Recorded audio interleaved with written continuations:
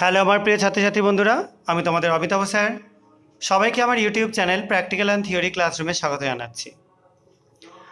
আজকে তোমাদের যখন এক্সপেরিমেন্ট আমি দেখাবো তখন একটা নয়েজ তোমরা পাবে, কারণ এখন পুজোর মরশুম, বুঝতেই পারছো। আমার বাড়ির কাছাকাছি পুজো হচ্ছে অনেকগুলোই, এবং সেখান থেকে একটা সাউন্ড চলে আসছে বারবার। তো তোমাদের আজকে যে এক্সপেরিমেন্ট আমি দেখাবো সেটা ক্লোরাইড সল্টের একটা এক্সপেরিমেন্ট। আমি ড্রাই টেস্ট হিসাবে আজকে আমি এটা করে দেখাচ্ছি। একটা ক্লোরাইডের স্যাম্পেল আমি নিয়ে নিচ্ছি, সেটা হচ্ছে অ্যামোনিয়াম ক্লোরাইড। এখানে অ্যামোনিয়াম ক্লোরাইড ছাড়াও তোমরা অন্য কোনো ক্লোরাইড স্যাম্পেল নিয়েও করতে পারো, কোনো অসুবিধা নেই। এবং এই স্যাম্পেলটা নেওয়ার পর এর মধ্যে আমি যোগ করে দেবো কিছুটা কনসেন্ট্রেট বা গাঢ় সালফিউরিক অ্যাসিড। অবশ্যই এক্সপেরিমেন্টটা হবে কনসেন্ট্রেট সালফিউরিক অ্যাসিডেই।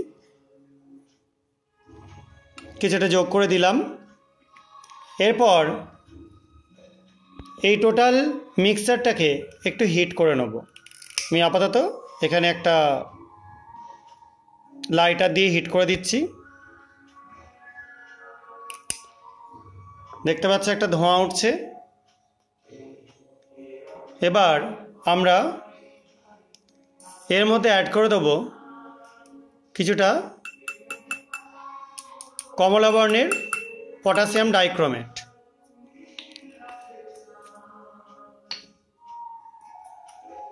আবার ফার্দার আমি হিট করতে শুরু করছি।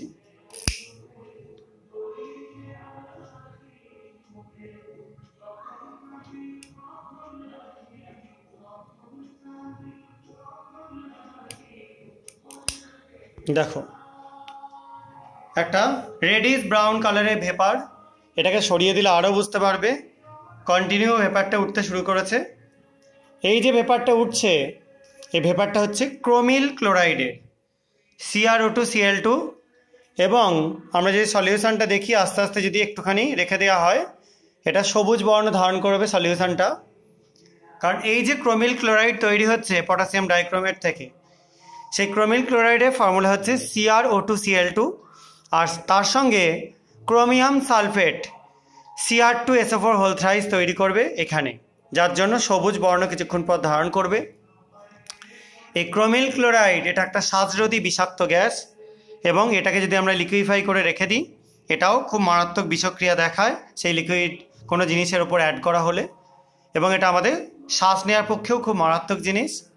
আর যদি এটাকে আমরা পটাশিয়াম ক্রোমেট তৈরি করতে চাই, তাহলে পটাশিয়াম হাইড্রক্সাইড হোক, বা সোডিয়াম ক্রোমেট করতে চাইলে সোডিয়াম হাইড্রক্সাইড, এরকম দ্রবণে এই গ্যাসটাকে পাস করালে ইয়েলো কালারের পটাশিয়াম ক্রোমেট বা সোডিয়াম ক্রোমেট উৎপন্ন হবে।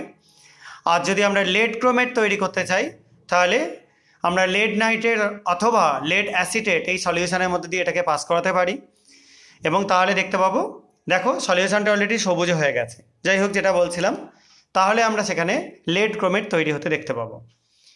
এবং এই রিয়াকশানটা ক্লোরাইড স্যাম্পেল থাকতে পারে এরকম একটা কনফার্মেশন দেয়।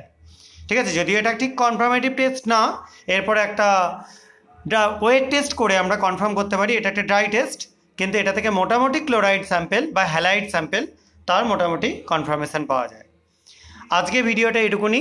যদি তোমাদের এটা ভালো লেগে থাকে এবং তোমরা চাও এরকম ভিডিও আমি আরও করি, তাহলে আমার চ্যানেলটা সাবস্ক্রাইব করো এবং ভিডিওটাকে লাইক করে শেয়ার করে আমার পাশে থাকার চেষ্টা করো। আজকের মতো এটুকুনি। সবাই খুব ভালো পুজো কাটাবে, সবাই খুব ভালো থাকবে, সাবধানে থাকবে। বাই।